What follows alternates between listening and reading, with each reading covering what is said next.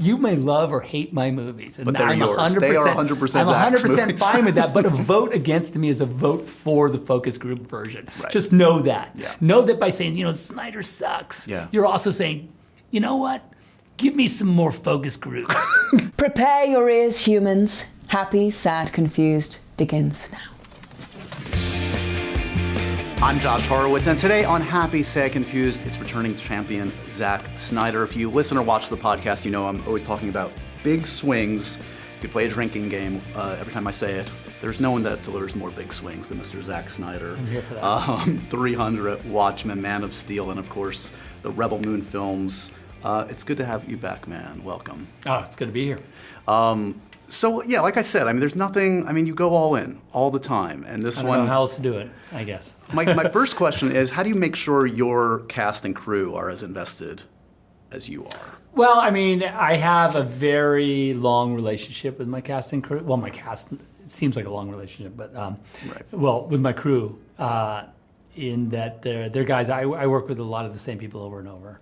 On this movie, actually, my son, Eli was the second unit director, so that was cool. He just graduated from AFI, and I was like, "Hey, you want to do this?" And he was like, "Yeah." You can't trust him, then you're screwed. What's that? If you can't trust him, then exactly. you're screwed. And he's really good. So it was really it was a really pleasure to work with him. I think it's really the dream, to have your son that you trust, making some great shots for you. So that's cool. My sense from you, obviously I've talked to you a lot over the years, but I've never been on one of your sets. But I know enough about you to sense that you're probably one of, if not the most enthusiastic member on set. Do you, the director sets the tone, don't they? Is that important to you? Not only... I think so. I've only been on my own set, so it's hard to say exactly what goes on, but I know that we as a group, I'm pretty deep in it with everybody. So, and always I try, and if you can't have fun making a movie, then you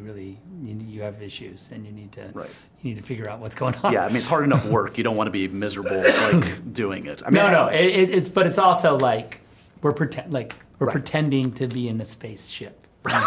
Wait, what? Let's be who's mad? Why are we mad? What are you mad at? Come on, this is awesome. So give me a sense on this one. This one goes way back for you. Mm-hmm. The sense of completion now. At the end of every road of a film, it has to feel great and satisfying. But this one in particular goes deep. Yeah, I think when I get the director's cuts out, I'll have the real... Oh, so you're not quite there yet. The real catharsis will begin. But yeah, no, absolutely. This is a huge milestone, and I'm super excited for everyone to sort of get their... what I would consider like the PG-13 sort of complete picture of what these two movies are together, because you do need them both, really, to have a full sense of what this is, and so it's exciting for me to give people that opportunity to kind of really go the complete journey with these characters, we collected this swordswoman so she could do this. We got this general so he could do this. Right. We have this farmer so he can do this. It's really everyone gets their kind of full, their full development and their full experience. And so that was and Cora, first of all, she really grows and changes and gets to be. She gets her catharsis from this whole journey. Having seen them both now, they are distinct stories. Yeah, sure. They obviously pair well together. You could probably watch them back to back and it'd be a very satisfying, gigantic experience. But, this is full on. This is a full on war film. This is like Star Wars meets Black Hawk Down to me in some ways. Sure. A blend of a lot of really interesting genres. Did you think of them distinctly, or do you think of them now in retrospect as one complete story? I wrote them as a single story. So, I guess I always did kind of see them together. But in watching them over and over, and sort of in the construction, you do get into this place with them where they are their own thing. Sure. Because the movie starts and it's this movie. When I'm mixing, editing, it's that. We don't think, or when we're working on movie one, we don't go, it'll get answered later. No, you want it to be a satisfying experience in its own right, of course. There are certainly a lot of questions that exist in movie one that get answered by movie two, and so on, and same as watching movie 2, you're like, oh shoot, that's right. I need to go back and check out movie 1 again, right? Because there's that thing. Right. So that all is in there, but I find it, releasing this movie PG-13 version of Scargiver is a really kind of, for us on this journey with Netflix and with this kind of piece of IP, it's really kind of satisfying and fun to let people kind of, have their final chapter. You've had varying degrees of creative freedom over the years. I mean, Netflix seems to be a great fit for you. I mean, what is the relationship? I mean, do they give you notes? Is that helpful for you at this stage in your career? On the PG-13, of course, it's like the process, a very collaborative process on this version of the movie. Like, I definitely listen to everything they have to say. They know their platform really well. They know what works. They know what doesn't work. They have great ideas about length and all these things. And so these are all parameters that we put into the making of the film from the beginning. Like, this is what we want to shoot for 2-hour versions of them. We want 2 hours. We want PG-13. Right. These are the things that we really tried to go after as hard as we could. And I found them to be incredibly helpful and really smart and it's a really satisfying relationship. I mean, and you have your cake and eat it too. Then you can kind of go. And then the R-rated version of the movie, the director's cuts, they're just like show them toes when they're done. Yeah, perfect. What's that? That's perfect. Yeah. I mean, that's the ideal, isn't it? That's the ideal. And it's just like, it's weird. It's an interesting story, sort of in Hollywood. I've never had that sort of eyed open kind of approach. Right, knowing from the beginning, I'm going to get to do it these two different ways, essentially. Literally, we were talking about it, like literally the director's cut is an alternate universe to the PG-13, like literally. Because like I was saying that there's even moments where two characters are talking like this that's in the PG-13, exact same dialogue, where this is a different take in the R-rated version than I say the exact same words. Oh, interesting. But it's different take than in the PG-13.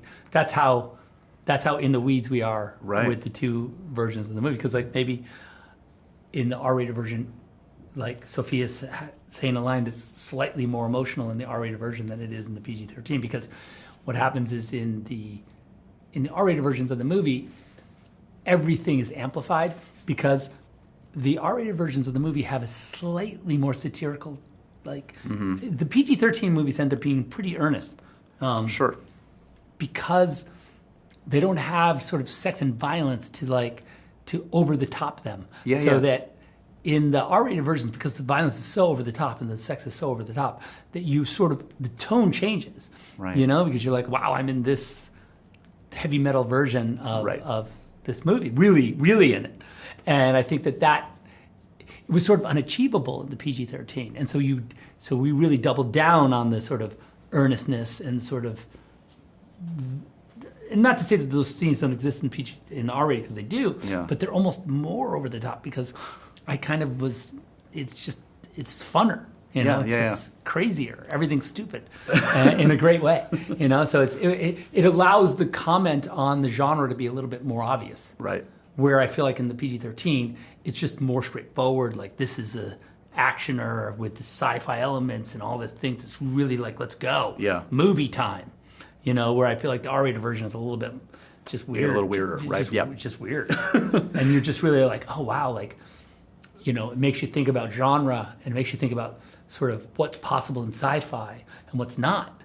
And, it really draws attention to, like, what you can and can't do. Like, this is not allowed in sci-fi, right? Right. And I think that's a fun, that conversation is like a different conversation, but really super fun. Well, it's exactly, and we've talked about this before. Obviously, everybody knows the origins of this were as a Star Wars influenced project. And I'm curious, like, why you kept coming back to this. Like, this clearly was such a passion project. Like, you could have easily said, after that Star Wars thing came and went, said, forget it. Yeah, I'm done with that. Yeah, I kept coming back to it because I really had something to say, I think, about, the sort of tropes of sci-fi and, the why of sci-fi in our culture as this iconic genre that can't really, that's kind of sacred and weird. And Like the arbitrary boundaries that we've kind of taken for granted. 100%. Yeah. And I just thought I just couldn't get it out of my head that there's got to be a why of it, and how do we break it? And it's kind of ironic in some ways so I wrote this very extreme R-rated bizarro sci-fi movie to test it. Right. But now you've gotten the earnest version first, which is which I find ironic and kind of cool in a way, because I'll deconstruct my own movie with the director's cut. So that's hysterical. It's a closed loop. I mean, I was going to come to this later, but it strikes me in a different way when you look at the comic book movies. The fact that you started with Watchmen and then did the comic movies is fascinating to me. It's so the reverse of what you would 100%, expect. Yeah. Well, I always said that too. Like when we were doing Man of Steel, I said, "Look, I've broken the rules on this. I know how this works. I know like, you know." It sounds rude, but like when people would say, "Oh, you can and can't do that." So like, Watchmen almost freed you up. You knew like you had done it already. I was like, like Batman can't, like, we talked about like Batman can't shoot someone, Batman can't kill, Batman can do this, Superman can't do that, he can't kill Zod, blah, blah, blah, all that stuff. And I'm like, it's hard for me to take that seriously after Watchmen. Like if you do Watchmen, you've broken every possible rule of superhero iconology. Yeah. Like you literally, like, these superheroes can't get it up unless they go do some superhero action. Right. Because their sexuality is linked to their costume and their identity, you know, and they're sort of turned on by their crime fighting. Okay, this is where I started. So, you want me to go backwards? Yeah. And, like now it's like rules? you're going to give me some weirdo like adolescent you know, and that's the only thing. And I just think that, you know, but I look at But I'm fascinated by that. You know, like I'm really obsessed with the why of that. You know, like it's funny because like after I did Joe's podcast and we talked about, like, I saw this headline that Zack says Batman's irrelevant. Right. And I was like, that's so cool. Like that's such a, well, it's just such a weird clickbait thing because that's not what I said at all. If you were paying attention, I said like, he's only irrelevant if you can't stress him. Right. Like if once he's safe, once any of these guys are safe. Once he's in his box and he's safe, then he, like, what, I don't know what's interesting about him. Right? Like how do you stay with him? Right. He's doing the same thing over and over and over. Yeah, like literally he can't, it's like he's caught in a loop. He's caught in some weird time loop where he can only like solve a crime, can't use a gun, can't hurt anyone. You know, like the number of adventures he can go on becomes like it gets limited to like this certain thing, and same with Superman. So I just think that it's really interesting. It's just that genre-wise, I'm fascinated by it still because it just every single super movie that comes out kind of they keep telling, like reinforcing the flaws of the genre rather than kind of. Yeah, we're never going to see progress or new stories if we make the same thing literally over and over again. And the problem is that, like, the commerce is asking for it, or the sort of cracking of the code that was. It's antithetical to the Hollywood equation, which is like, no, do the exact same damn thing you've done for 50 years. Until it doesn't work, and then even when it doesn't work, keep doing it for a while. Right. Yeah, maybe the fourth iteration of it will work the same way. No. Which of the supposed controversies have caught you the most off guard over the years? Like, is it the Superman killing? Is it the Martha discussion? Like, which one where you're like, really, this one is gonna bend you out of shape? Probably Martha was the one that really made me go like, what? Really? That's it? That's the thing that broke you out of the thing? So what would you say to the guy? Chris Terry and I talked about it. I mean, it's obvious. I mean, if you disagree with the concept that Batman sees in Superman a kindred spirit because they sees him suddenly as human because their mothers share the same name, I don't know of a more human thing that was going to happen in that moment. Yeah. Anyway, it's not. Look, the truth is I don't care, but the other part of it is I do, and so so it's just interesting. Those things caught me out. There are certain things that catch me out where I'm just like, okay. unfortunately, you just have to take it for granted. For whatever comes out of your mouth, it will be turned into something. It just happens. It is. It's cool. I'm glad that people care, I guess, on some level. There are some stories about my mom's life that I truly never get tired of hearing, from hilarious to heartfelt, tear-jerking to plot-twisting. Her retelling of the events of her life always brings me joy.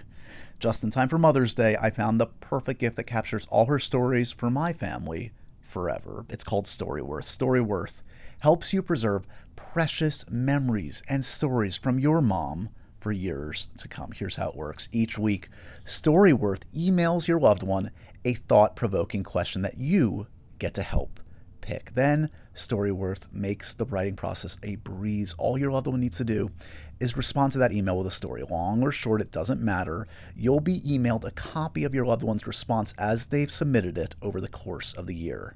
You'll get to enjoy the retelling of those stories you already know, or be surprised by stories you've never heard before. And after that year of fun, Storyworth compiles your loved one's stories and photos into a beautiful keepsake hardcover book that you'll be able to share and revisit for generations to come. You can even keep a copy of the book for yourself. Think about it. This is not just for you. This is for all your loved ones and the generations to come. Give all the moms in your life a unique, heartfelt gift you'll all cherish for years. Storyworth. Right now, save $10 on your first purchase when you go to storyworth.com/happysad. That's storyworth.com/happysad to save $10 on your first purchase right now.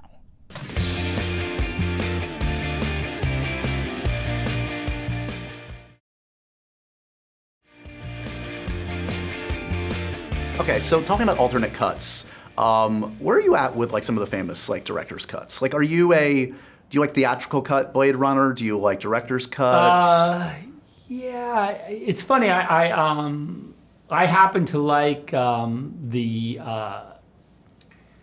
the Apocalypse Now theatrical. Yep. You don't want the plantation sequence. You're good. I don't need it. I do like the director's cut of Blade Runner. No narration. No narration. Did you know Nolan actually prefers the narration version? Yeah, I get that on some level because the noir. Yeah. There is the noir aspect of it, but it was like it's not a noir movie really. It is for us because we saw it that way first. Right. Right. And so sure, exactly. It's cool. It's like an LA noir movie with like droids in it, I guess. But yeah, it's interesting. That's just me, and I get that. Let's see. What are other? Well, there's a lot of Ridley films. Obviously, Yeah, Kingdom of Heaven is like the obvious one. People always say that cut is better. I would say Right. That is better. Yeah. Cameron's done it a few times. Aliens has an extended, which you can take or leave. I feel like. With Lord of the Rings, of course, extended. Yes. And I think that it's funny because I've gotten into this. We've talked about it a lot, but like most my director's cuts have always been in response to a cut that I've had to make. Right. They're not like, right. Oh, it'd be cool to like go to DVD and do you guys, they don't come to me and go, hey, do you have any, can we make an extended version? Right. I'm literally like at their door pounding going like, listen, this isn't the movie I wanted to make. Sure. So that's a different experience. Justice League, of course, is the extreme of extremes. Yeah. It's like, you can't, that's like the king daddy of all like insanity. What do you think about the fact that, I know you talked about how like the Snyder Cut joke in Barbie, like it's crazy that Snyder Cut is now part of the lexicon. Yeah. It's part of pop culture. Yeah, for sure. What do you hope it actually means in pop culture? Yeah.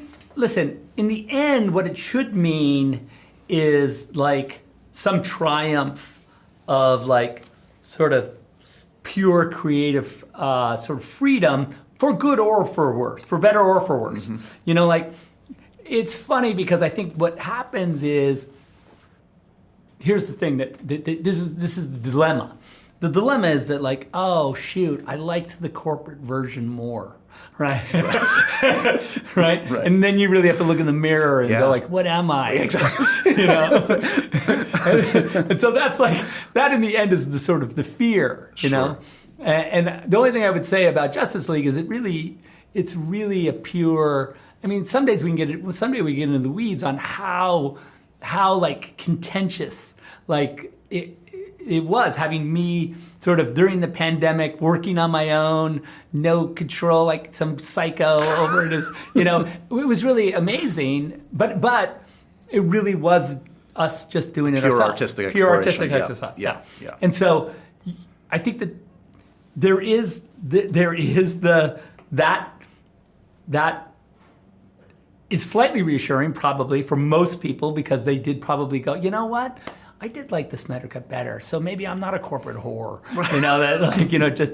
that just loves, that loves the focus group. Yeah, exactly. I just want, listen. If more movies could just be focus group, just focus group the movies. Just focus group them. Why don't we do AI that? in there. Let the AI decide. Yeah, exactly. Because by the way, that's where we are in some ways. I always go like, look, you may love or hate my movies, and but they're I'm yours. 100%. They are 100%. I'm 100% movies. fine with that. But a vote against me is a vote for the focus group version. Right. Just know that. Yeah. Know that by saying, Snyder sucks. Yeah. You're also saying, you know what?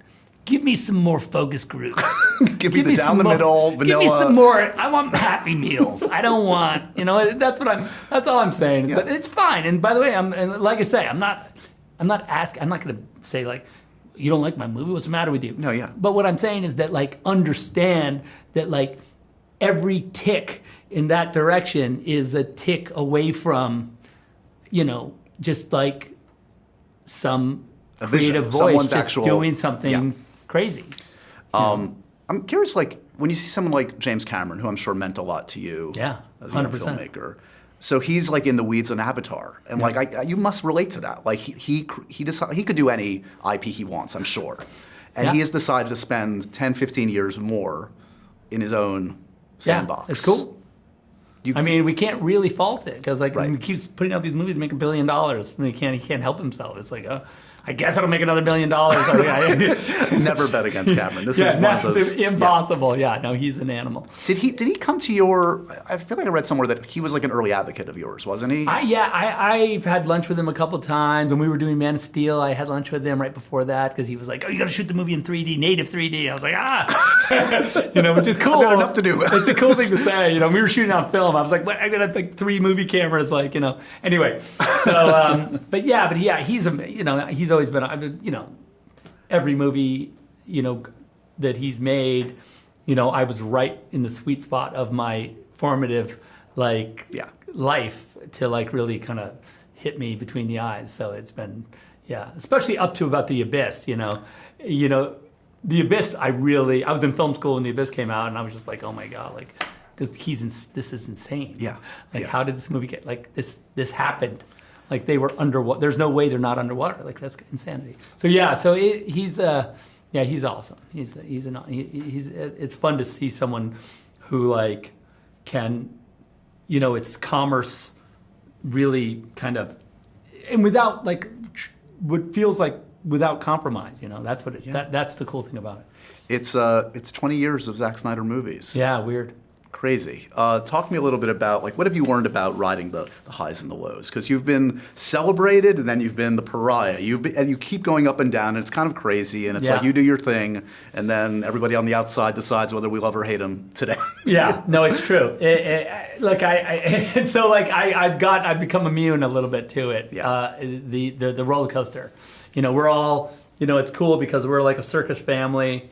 And so we kind of do what we do. We're kind of like a closed loop. I have Debbie and Eli, like I said, shot the second unit, and it's pretty easy for us to kind of just stay. And it's cool because I have a layer of fans that I trust that kind of filter. I know what's being said about the things, but in a much more reasonable way. Right. They're kind of protecting you. They're like, we got you, Zach. We got your back. They are crazy. Everyone's crazy about this. Or my son also, Eli, will show me some crazy thing that's being said, and I'm like, oh my God, that's amazing. Yeah, let me get back to work now. Yeah.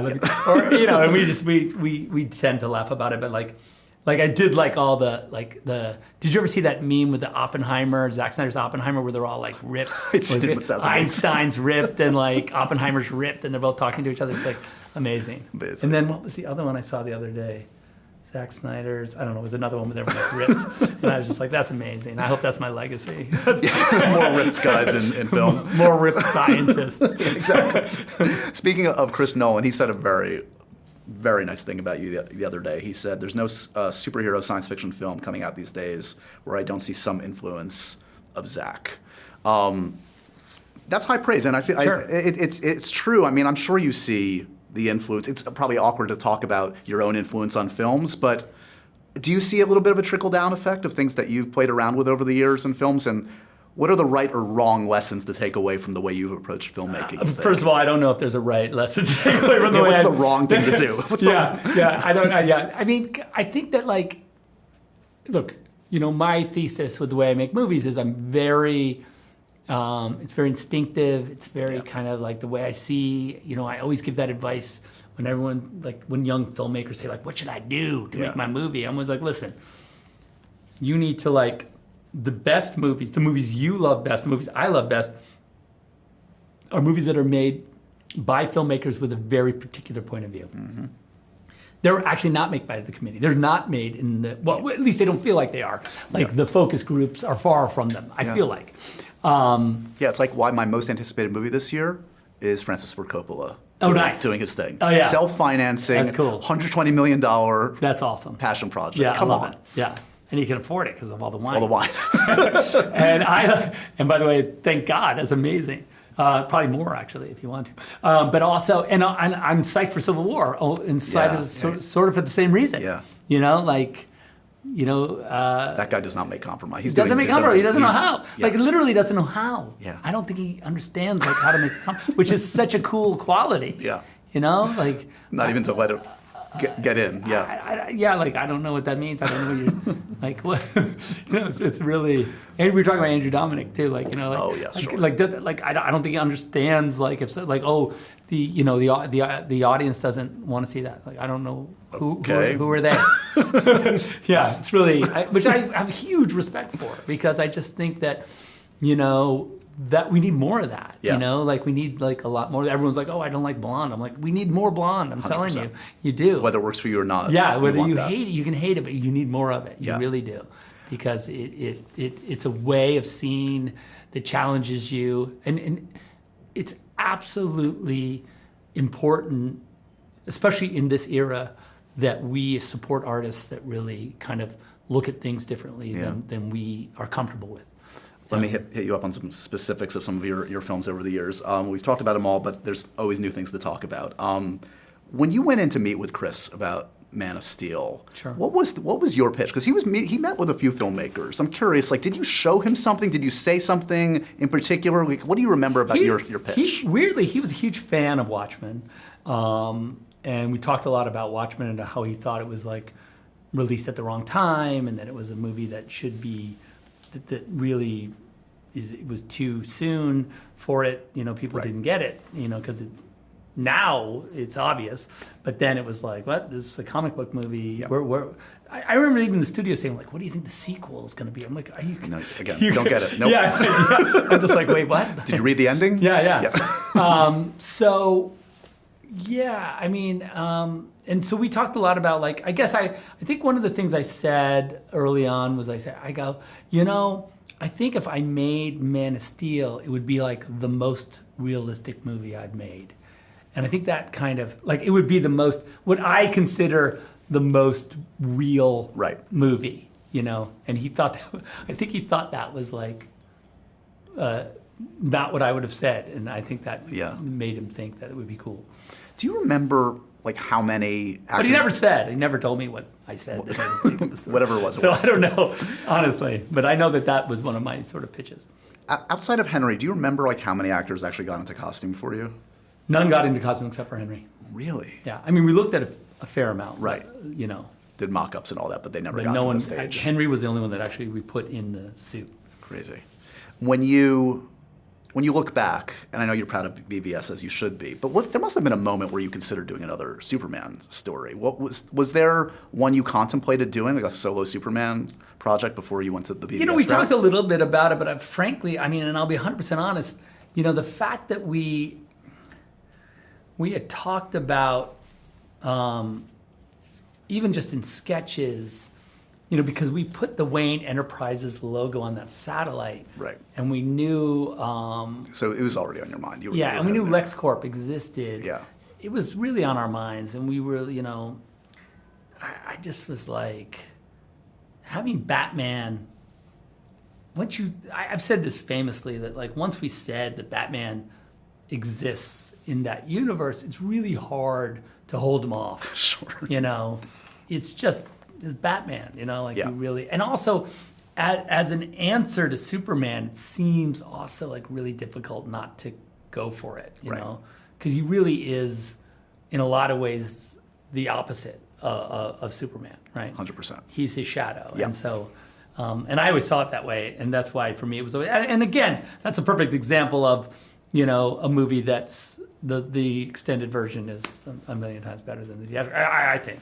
One of the things I always admired about Watchmen was the casting of the film, and I don't know if, like, what the pressures were at the time, but like you cast the best actors for the role. And I cast the best actors. and some of them were bigger than others in terms of name value, but it wasn't like a giant all-star cast. No. That being said, the war is Keanu Reeves for Dr. Manhattan, Oh, nice. Tom Cruise for Ozymandias. Were those? I guys? wanted Tom Cruise for Ozymandias. Tom wanted to play Rorschach. Tom wanted to play He Rorschach. wanted to play Rorschach, which, I mean, obviously he could have done. Amazing. Yeah. But we had Jackie already, and Yeah, who's Jackie is perfect. like Like, come unbelievable. on.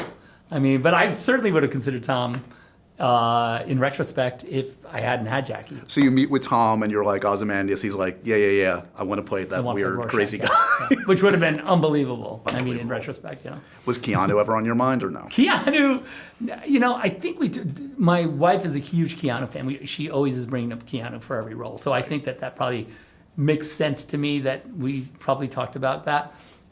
He is probably a good Manhattan, but like Crudup is insane. Crudup is, Yeah. I mean, you know, to this day, Billy's like one of my favorite actors ever that I've ever worked with. And Yeah. I just think he's amazing. For jumping into BVS for Luthor, there were all these rumors. There was talk that like the studio wanted Tom Hanks, that Adam Driver was meeting with you. I think I did talk to Adam on the phone, yeah. And that's a different way to go than Jesse in some Yeah, ways. Leonardo DiCaprio I talked to about it. Are you kidding? Zach, you can't just drop these bombshells on me. What was that conversation? Was Leo intrigued at all? I think so. I think Yeah. DiCaprio, he had a lot of great ideas actually just in the meeting. I think in the end he was like, you know, I don't know. But he was really smart about the material Yeah. and really smart about the character. He had a lot of, and then really in a lot of ways I think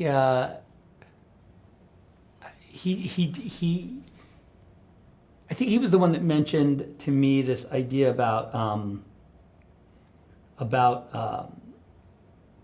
Superman fighting the Justice League at some point, you know, and I was like, oh, that's cool. He's a comic guy, as I understand he it, is, actually. yeah. Like Yeah. wasn't his dad like an underground comic artist too? Yeah. And So it was cool. Yeah. So I was like, okay, that's good. And I'm gonna fascinating. put that over there. Yeah, I'll take that. That's gonna happen. Go do your thing, Leo. I'll take that. Yeah, that was good. Some of the famous films that you supposedly flirted with over the years. How close did you come to doing a Wolverine movie way back when?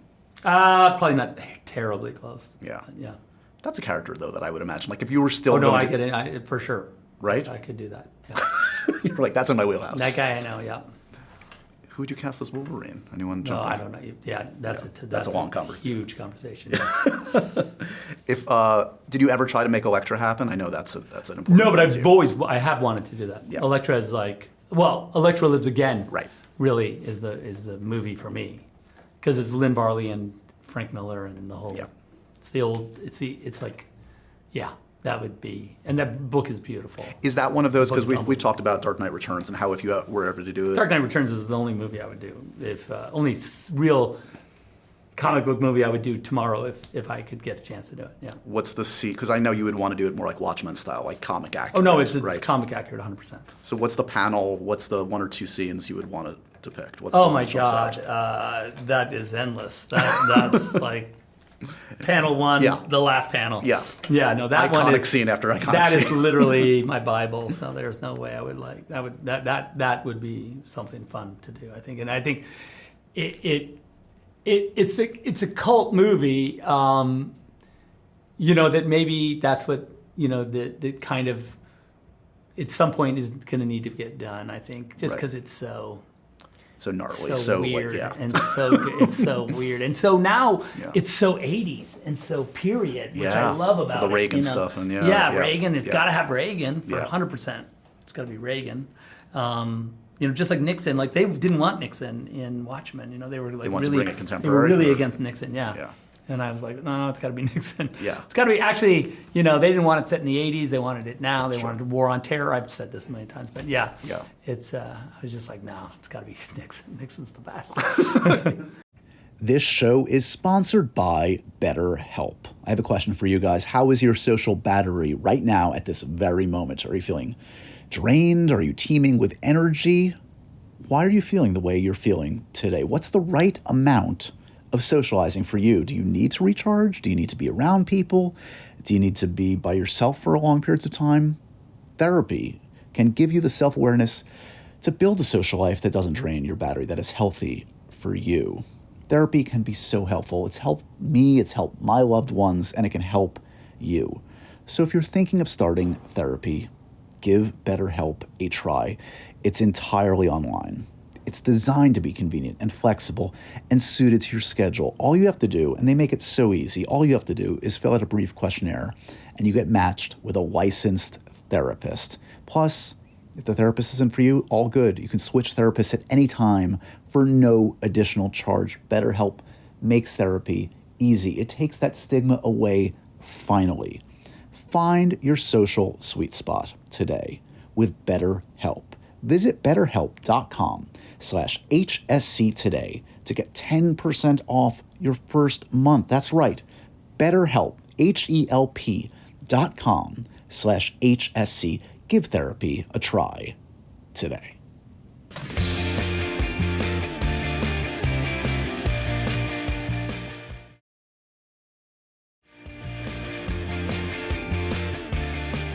Video game adaptations. I mean, we're in an era where we're starting to see some really good stuff, especially on TV. Last of Us, Fallout, I've been watching is great. Yeah, it's hard. It's well, those ones I think, you know, have evolved. You know, like they don't require. They can be from the source material a bit more than Right. I think what we've had in the past. You know, these sort of open universe games that you try and make into a movie Yeah. requires. A story be created, and Yeah, that's they're always taking the hard. title, the IP, and they're just kind of Yeah. hiring It's a crappy making screenwriter and paintball. doing- yeah. It's like making a paintball movie. You know what I mean? It's like difficult. You know, Yeah. there's no, the experience of the game is better. Yeah. You know what I mean? Regardless. So yeah, I don't know. Video games are tough, but it could be something cool. Where are you at now? Like, I know, like, you're taking a break, obviously, from the comic book universe, and if and when it comes back around, who knows? But, like, as a consumer of it all, like, do you enjoy the multiverse stuff? Both DC and Marvel are doing that. Is that, like, your jam? Yeah, not really. Not really. Yeah. I mean, I got to be honest. I spend my time. You know, I do. Like I said, I've been doing. I make a lot of pottery. I kind of like, you know, I like to draw a lot. Right. I write. You know, and we're always writing. I think that idea of consuming an entire universe of comic books is really kind of exhausting. Yeah. Though I feel like it's a slippery slope for me because if I started getting into it, I would. Well, it's also down it. got to be so complex for you because, like, you lived and breathed this stuff. You, Oh, yeah. as a kid, as an adult, you made this stuff, Yeah. put through the ringer in Yeah. various different ways. 100%.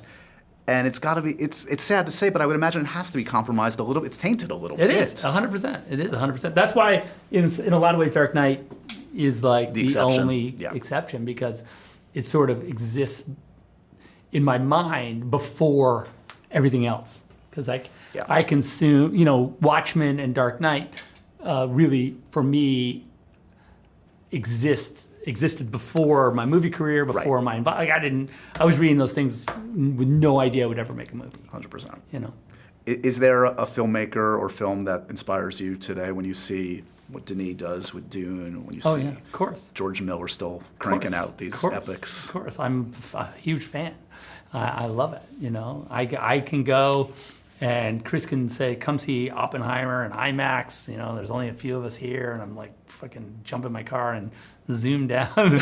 You know, it's like, I love it. I love movies, and I love, you know, and I love seeing things I wouldn't think of, you know. It's really incredible. That's what I'm sort of trying to encourage, you know, what I encourage in filmmakers and what I'm encouraged by in filmmaking is like just that thing, like, holy shit, what? I wouldn't have thought of that. That's insane. Like, or what a surprise, you know, like you just got me. Right. You know, or I'm anxious or whatever it is, you know, it's always cool. I'm sure you don't look at your career like this, but like, you know, we talked about it's been like 20 years, like a 20-year block, and this is the first 20-year chunk of your career. Yeah. And you've got probably 2 or 3, hopefully more of these in you. Yeah. Like, what do you imagine, you know, we're talking 20 years from now, what's the next chunk? What does it look like? Does it look much different than the first 20? I think it does. I mean, I don't know what it is, but it's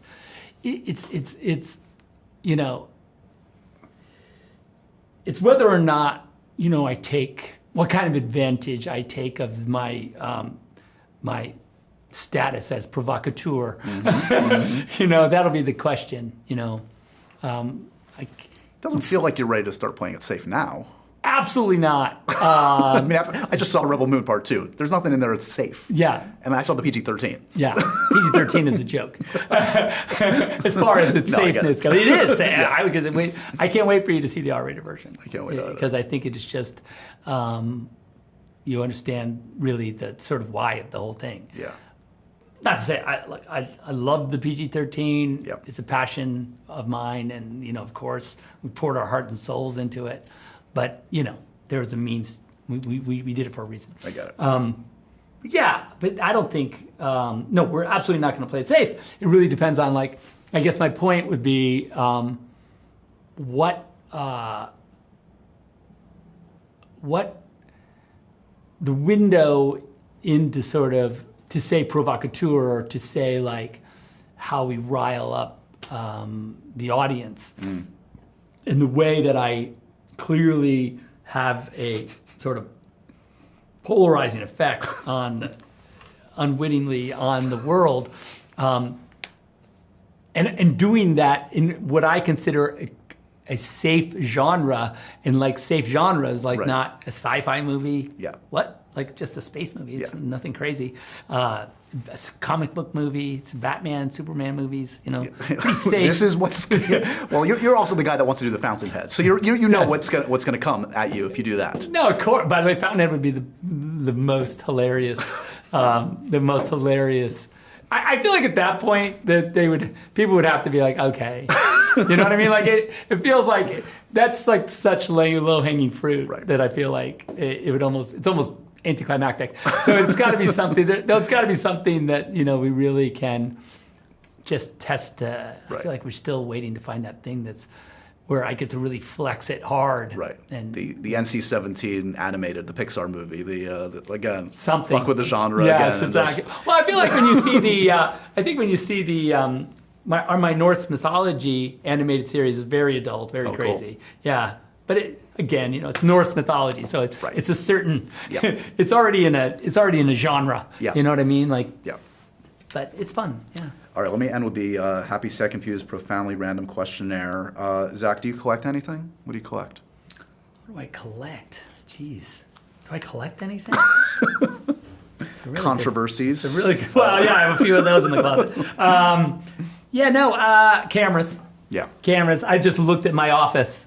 And it's funny, I didn't see the cameras in the picture of my office, and then I looked at the cameras in that same picture, and I was like, holy shit, there's cameras everywhere. It's funny, my son would walk in, like, makes fun, he walks in, he goes, oh, so, you know, you're interested in photography a little bit? A little bit? There's lenses lying on the ground, like it looks like a junkyard, it looks like a secondhand store of, cameras. Harry Potter or Lord of the Rings? Oh, Lord of the Rings. I think I know this. Star Wars or Star Trek? That's Star Wars. But no, it's fine. Okay. James Bond or Doctor Who? James Bond. I know. Yeah. You wouldn't think, but I'm nostalgic. Are you a Connery guy? Is that? Oh yeah. Do you have as just no horse in the race? Do you have a Bond that you'd like to see? You know the names that are all out there. Is anyone jump out at you? James Bond? No, I don't have a Bond. I mean, I have my own Bond, but I'm not going to say. Okay. Someone you've worked with? No. Okay. Movie you're embarrassed to admit you've never seen? Maybe I'm embarrassed to admit I've never seen. Wow, that's a tough one. I don't want to ruin your street cred. But Jeez. it's not Kurosawa. That's all over this one, clearly. No, that would be difficult. Yeah. Gosh, it would have to be. I'm trying to think. Is there a genre that you're just like less well versed in? Yeah. There's probably some famous romantic comedy I haven't seen. Yeah. Okay, fair. But I can't think of any. Because you haven't seen them. You don't even know the name. Yeah. It doesn't. What is your favorite video game of all time? Now it's Fortnite. It wasn't. I would have told you. A year ago it was something Like, that's a stupid game. I don't want anything to do with Fortnite. Are you serious? And now I'm just jonesing for the W's like crazy. Just want those wins, so sweet Vicks. But I'm trying to hold, like my wife got mad at me 3 a.m. a couple months ago, and I had to go. She's like, would you get back to your pottery and put these fucking controller down? Like, what do you have to show for it? I guess that was really Right, good. right. And at least she goes, look, you have all these cool things you made. And It's fair. And I was like, okay, you're right. If you were to host a podcast, steal my job, what's the subject of the podcast? What could you talk endlessly about? I could talk endlessly about sort of modern myth, I think. You know, Adam and I, my friend Adam Foreman, he and I, like, I'll call him, like I'm driving, I'll call him, and we just start ranting. And I literally am like, there should be a podcast, there should be a podcast, there should be getting recorded. Like, we're insane. Like, this is great. But it's really always about, you know, it's always about like for instance, we had this incredible conversation about camp versus kitsch, you know, and it's just this amazing, like, you know, I'm a kitsch filmmaker, like I know I am, but like kitsch in the most like high art version of it, you know, and I think that you know, in the NC Wyeth school of kitsch, you know. Let me end with this. In the spirit of happy, sad, confused, an actor who makes you happy, always, you see them on screen. Jack Black. Definitely. A movie that makes you sad. A river runs through it. And a food that makes you confused, Zach. What food confuses you? Food that makes me confused. Anything sort of jelly-like. It's the consistency. It's you're not, It's not the taste, especially when it's savory. Right. Yeah, like a Jell-O you get, but like a... You know, like the kind of fatty gelatine. That's difficult. Yeah. I think I can support. All right, I'll let you get back to Fortnite and finishing. It's not going to happen. Stop it. You're like a pusher. Play the Fortnite a little more, it'll make you feel good. You need some Vicks. Get out there. Congratulations, man. Keep swinging big. Rebel Moon Part 2, The Scar Giver, everybody should check out. And I honestly can't wait to see the extended cuts too, Okay, man. cool. Yeah. All right, good to see you. Thank you. And so ends another edition of Happy, Sad, Confused. Remember to review, rate, and subscribe to this show on iTunes or wherever you get your podcasts. I'm a big podcast person. I'm Daisy Ridley, and I definitely wasn't pressured to do this by Josh.